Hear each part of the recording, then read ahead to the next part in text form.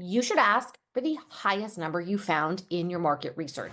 Hey everyone, Claire Wasserman here, founder and author of Ladies Get Paid. And today we're tackling a salary negotiation myth that keeps us playing small. Quote, you should ask for what's reasonable. What's reasonable is subjective, and it's often shaped by our own insecurities and imposter syndrome. So let's talk about why this mindset is costing you money and what you can do instead. Here's my straightforward advice. You should ask for the highest number you found in your market research, not what feels comfortable, not what seems reasonable to you. The highest number your research supports. Whether or not you feel like you've earned it, it doesn't really matter because this isn't about feelings.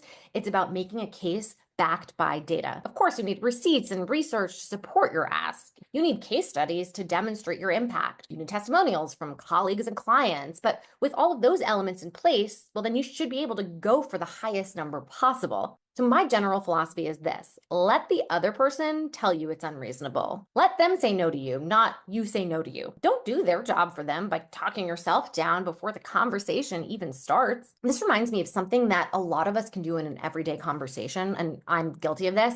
We'll say something and then immediately add, did that make sense? Or I hope that made sense, right? That shows that we aren't confident in our own words. And so instead, just say what you need to say and let the other person tell you if it didn't make sense, right? Did that make sense?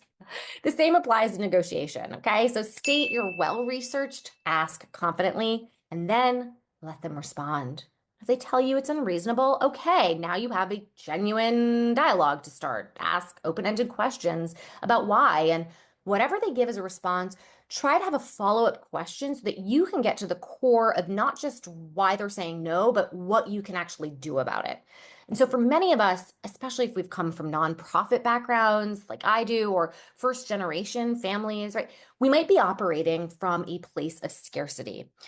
We feel like asking for more is taking resource from others, almost like more for me means less for you.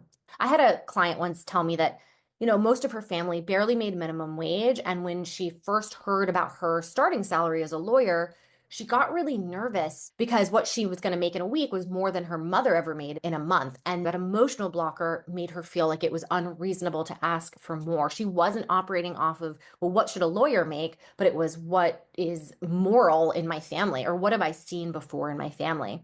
That's exactly why we need to make this about your current market value, which means what competitors would be willing to pay you. That is honestly the only number you should be looking at here. Because what they're paying for somebody with your skills in your situation, that moves the conversation from subjective worth to objective value.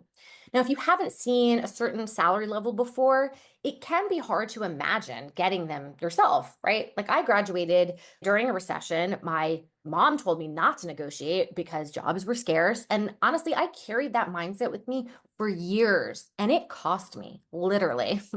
That's why it is so important for you to root your ask in conversation with real people today, people in your field at your level doing similar work. You don't need to know them personally to reach out. You can just go on LinkedIn. It's good networking, and you're presenting it in a way that signals the higher purpose, pay equity and transparency, right? Remember, reasonable is relative. So what's reasonable to you might be a bargain for the company, and what feels like a stretch to you might be entirely standard to the market. Don't talk yourself down before you even get to the table. Ask for that highest number and back it with research and let the negotiation unfold from there. If you found this helpful, hit subscribe for more salary negotiation tips and drop a comment with your experiences asking for what seemed unreasonable at the time. I'd love to hear what happened. Until next time, this is Claire Wasserman with Ladies Get Paid. Now go get paid.